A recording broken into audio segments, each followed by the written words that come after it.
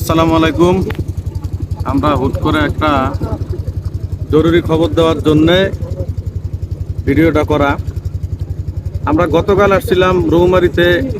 এটা হলো ফকিরের হাট ঘাট টু বলদমারা ঘাট দিয়ে আসছিলাম রৌমারিতে।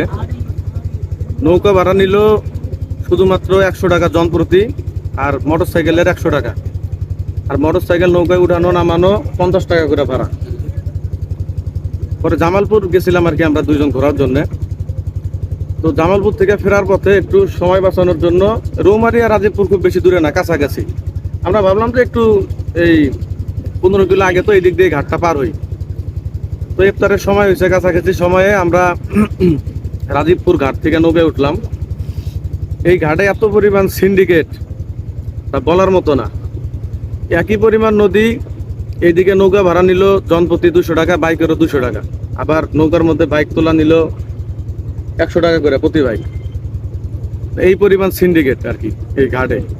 যারা কাল পরশু ঢাকা থেকে আসবেন ঈদের সময়, আমি বলবো একটু দূর তো না, বেশি দূর, রৌমারি কাছাকাছি। আপনারা চাইলে রৌমারি বলদমারা ঘাট থেকে যদি ফকিরহাট ঘাটে ওঠেন, চিলমারির যারা, তারা হয়তো ফকিরহাট ঘাটটা চিনবেন। চিলমারির কাছেই, চিলমারি থেকে তো 5 কিলো। এই ঘাট দিয়ে গেলে আপনাদের অনেক সাশ্রয় হবে, সময়ও বাঁচবে।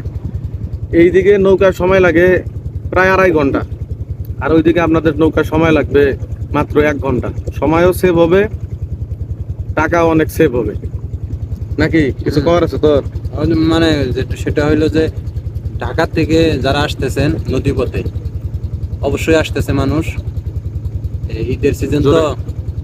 তো আপনাদের বলবো, আপনারা রৌমারি ঘাট দিয়ে, ওই যে ফকিরহাট বলদমারা ঘাট, যেটা ঢাকার থেকে যাওয়ার পথে, যারা আর কি কুড়িগ্রাম যাবেন, চিলমারি, তারপরে ওই সাইডে অলিপুর, এই মানুষগুলা ওই বলদমারা ঘাট দিয়ে যাবেন। রৌমারির ঘাট দিয়ে রাজীবপুর ঘাট অ্যাভয়েড করবেন। রাজীবপুর ঘাট অ্যাভয়েড করবেন।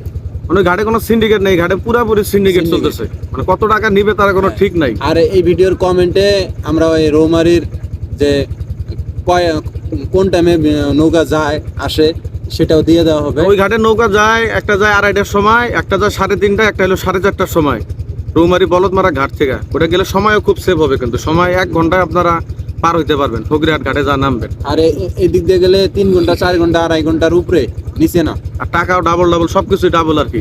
মানে ভাড়া কিন্তু 120 টাকা শুনলাম না, 130 টাকা ভাড়া, রেগুলার ভাড়া 130 টাকা, কিন্তু নিল 200 টাকা করে। আর বাইকের ভাড়াও নিল 200 টাকা। বাইকের ভাড়া কিন্তু আরো কম, বাইকের ভাড়া সম্ভবত 130ই নেই, 130 টাকাই সবকিছু আর কি বেশি বেশি। যাই হোক, এটা একটু আপনাদের জানানোর জন্য ভিডিওটা করা। 150 টাকা নিলে এত গায়ে লাগতো না। হ্যাঁ, 130 টাকার জায়গায় 150 টাকা। একটু বেশি নিতে পারতো, কিন্তু প্রায় ডাবল ভাড়া। গাড়ি উঠানো 50-এর জায়গায় 70 টাকা নিক, সেটাও মানা যায়, কিন্তু 100 টাকা একেবারে পুরো সিন্ডিকেট আর কি এইদিকে। ঠিক আছে, সবাই ভালো থাকেন। আমরাও বাড়ি পৌঁছাইতেছে আর কি। ঈদের আগে একটু গেছিলাম কাজে, ঘুরতে, সব মিলাইয়া। তো সবাই ভালো থাকবেন। এখন নৌকায় আছি, ইনশাআল্লাহ বাড়ি পৌঁছায় সবার সাথে দেখা হবে। আল্লাহ হাফিজ।